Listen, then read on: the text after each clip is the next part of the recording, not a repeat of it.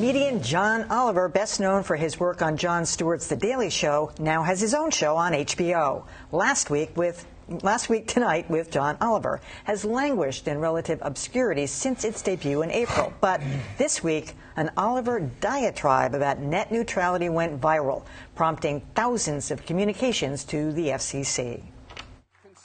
Comedian John Oliver began his 13-minute screed by humorously acknowledging the obvious about net neutrality. The only two words that promise more boredom in the English language are featuring sting. Then came a profanity-sprinkled civics lesson on net neutrality and the two-tiered system that Internet providers want to create. The Internet in its current form is not broken, and the FCC is currently taking steps to fix that. This is not the first time a satirical news show has shed light on a complex policy issue. The study says the key to my informing you was setting up my own super PAC. During the last presidential cycle, faux conservative TV host Stephen Colbert set up a super PAC. A study by the Annenberg Public Policy Center found Colbert viewers to be better informed about campaign financing than viewers of other news channels. I have been ranked the most informative of all American news organizations, and I am incredibly sorry. And no question, John Oliver has made his viewers better informed. With the FCC now soliciting public input, Oliver called website commenters to action. This is the moment you were made for, commenters.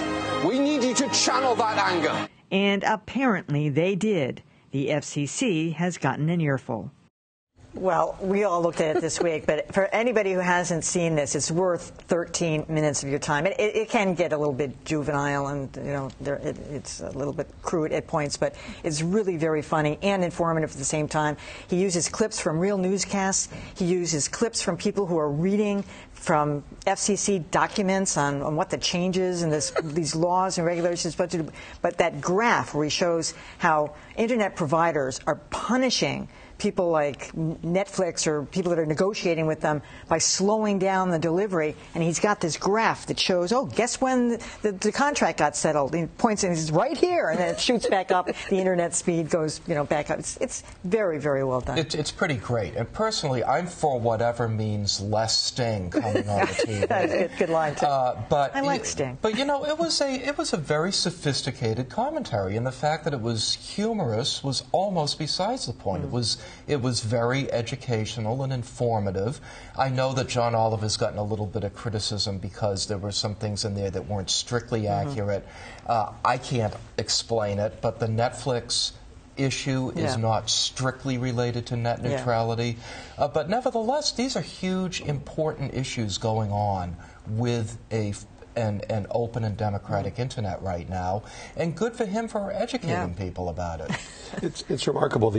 First of all, the irony of that the Federal Communications Commission, in charge of regulating the Internet, apparently can't keep its servers up long enough to deal with a flood of commenters from a show on pay cable.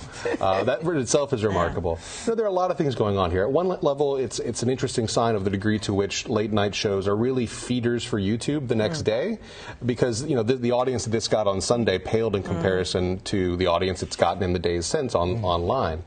It's remarkable the length as well. I mean, HBO doesn't have the same commercial needs that basic cable channels like Comedy Central does. You won't see Jon Stewart go on for 13 minutes. That's a rather remarkable length of time to have an argument, to have it all hold together in a really terrific way.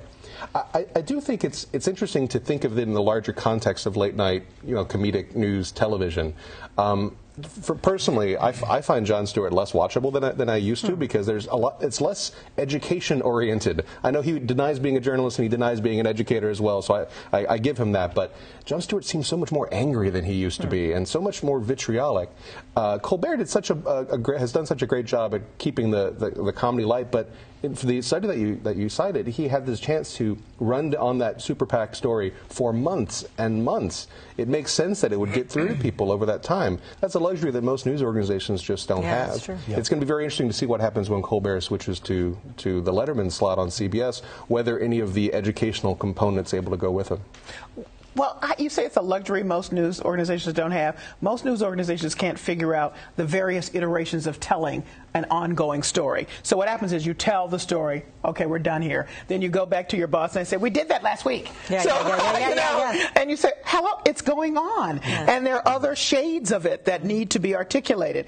And, it gets brushed aside, probably, for all the reasons we've talked about, not presented in a really entertaining way or a way that would grab people and give them access to what appears to be complicated material. So it's not that journalists can't do that. That is a lesson from these kinds of commentaries that are peppered with. It was the analogies in this that just stood out. Mm-hmm. The minute he says that's like giving a babysitter or making your babysitter a dingo, I was like, it made it perfect. You know exactly what that means, and we could just be creative in that way. Then a lot of complex issues would not go unreported in the way they do. So what happens is people just don't report. Well, also, other than Dan Kennedy, most reporters don't really understand the issue themselves. So they put it out in the most boring, bland, just like churning out. It's almost like in bureaucraties, the same way it's presented by the FCC or was ever writing the laws. And it's like, it's mind-numbing. Yeah. Well, it is mind-numbing. A point about fake news and people who watch fake news being better informed. I don't think they're becoming better informed because they're watching fake news. I think they're becoming better informed because they want to get the references, and it sends them off to better sources of information so they can get the references. So I think that fake news and real news can work together in some interesting ways. That's absolutely true, because when I speak to students and they would say, I watched Colbert, and I said, do you know what he's talking about half the time? You got to know what the news is to get the joke. That's right. And so therefore, sometimes, a lot of times, no. So, they sort of get the general consensus. But so the lessons are, be interesting, go to the heart of the matter, find the emotional point, which is what all good journalism is about, right? It's a model that works on some stories. Like, this is a story about the Internet that was distributed primarily through Internet video. If he had done the exact same thing with climate change, it would not have had the same sort of impact. Some things are easier to explain. All right.